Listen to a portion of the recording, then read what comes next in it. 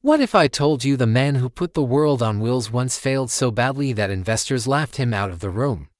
What if the greatest car company in American history was built by a farmer's son who refused to accept defeat? Before highways stretched across the country, before suburbs existed, before road trips became a tradition, transportation was a luxury for the wealthy. Horses ruled the streets, and automobiles were fragile toys for the elite. Into that world stepped a stubborn, relentless visionary named Henry Ford. He did not invent the automobile. He reinvented who it was for, while others built cars for the rich. He dreamed of building cars for everyone. He believed mobility meant freedom. He believed freedom meant opportunity. And he believed opportunity should not belong only to the upper class. That conviction would spark an industrial revolution. But before the empire, there was failure. And before the fortune, there was humiliation. Henry Ford was born in 1863 on a farm in Michigan. Farm life was hard, repetitive, and predictable. But young Henry was fascinated by machines, not crops. When he received a pocket watch as a teenager, he took it apart just to understand it. Neighbors soon brought him broken watches to fix. He became known as the boy who could repair anything mechanical, yet farming never satisfied him. He hated manual labor without innovation. He believed machines could reduce human suffering. That belief pushed him to leave the farm. At 16, he moved to Detroit. The city was alive with industry. And Henry knew his future was not in soil, but in steel, in Detroit.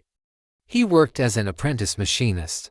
He learned the precision required to build reliable engines.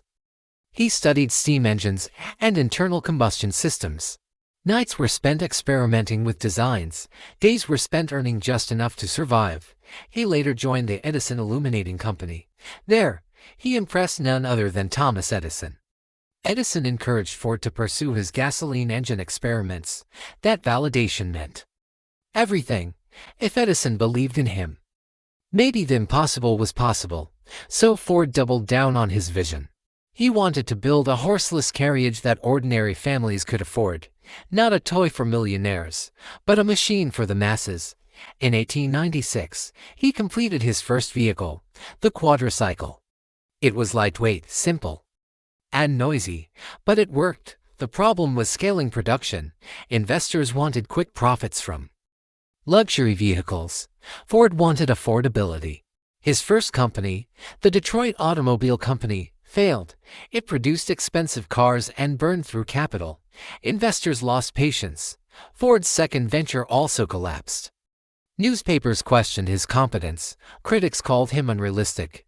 But he refused to abandon his mission. Failure did not define him. It refined him. In 1903, he co-founded the Ford Motor Company. This time, he had learned from his mistakes. He focused on reliability and cost efficiency. Early models gained moderate success, but Ford was obsessed with a bigger breakthrough. He wanted one car, one design, one standard for the world. That vision materialized in 1908. The product was revolutionary. It was durable, affordable, and easy to repair. It was called the Ford Model T. And it would change everything. The Model T was not flashy. It was not luxurious. But it was practical. It could handle rough rural roads. It was simple enough for owners to repair themselves. Most importantly, it was affordable. At launch, it cost around $850. Over time, Ford's innovations dropped the price dramatically.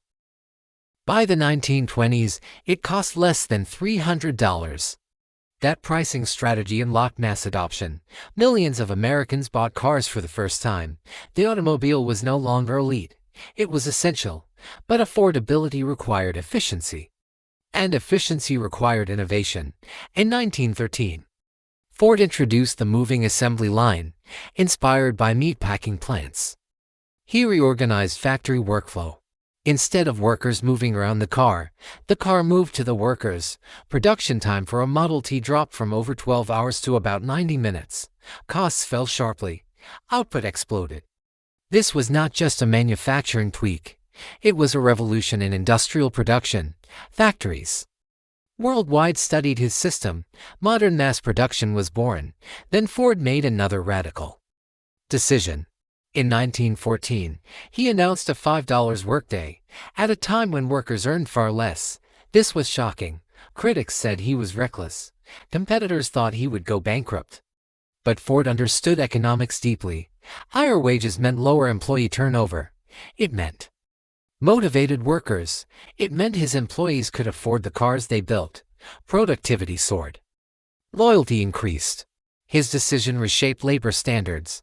It also strengthened his brand image dramatically. By the 1920s, Ford dominated the automobile market. The Model T became a global phenomenon. Roads expanded. Gas stations multiplied. Entire industries formed around car ownership. America transformed culturally and economically. Suburbs expanded beyond city centers. Families traveled farther than ever before. Ford did not just build cars. He reshaped society. Mobility redefined geography, and geography redefined opportunity. But dominance bred complacency. Ford resisted updating the Model T for years. Competitors like General Motors introduced stylish alternatives. Consumers wanted variety and comfort. Sales of the Model T declined. Eventually, Ford was forced to adapt. The Model A replaced the aging design. It was a lesson in innovation cycles. Even pioneers must evolve. Stubbornness can build empires, but it can also threaten them. Beyond business,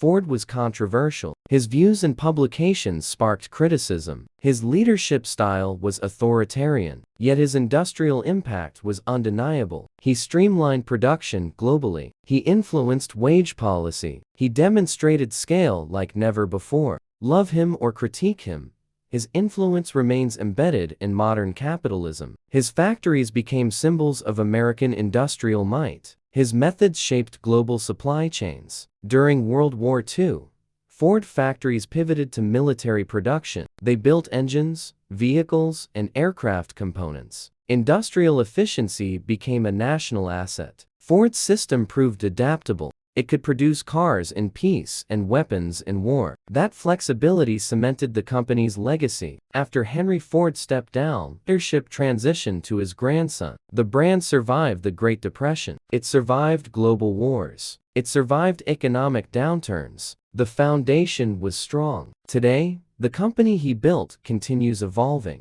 From pickup trucks to electric vehicles, the brand remains influential. Models like the F-150 dominate American roads. The company invests heavily in electrification and innovation. It competes in a radically different landscape, yet the mission of accessible mobility persists. The world is more connected than ever. Highways span continents. Supply chains circle the globe. And it all traces back to one stubborn idea: build for everyone. Henry Ford's life teaches strategic focus. He did not chase luxury margins. He chased scale. He did not obsess over exclusivity. He obsessed over efficiency. He simplified where others complicated. He standardized where others customized. That discipline created affordability. Affordability created demand. Demand created dominance. It is a masterclass in economic leverage. Reduce cost, increase access, multiply impact.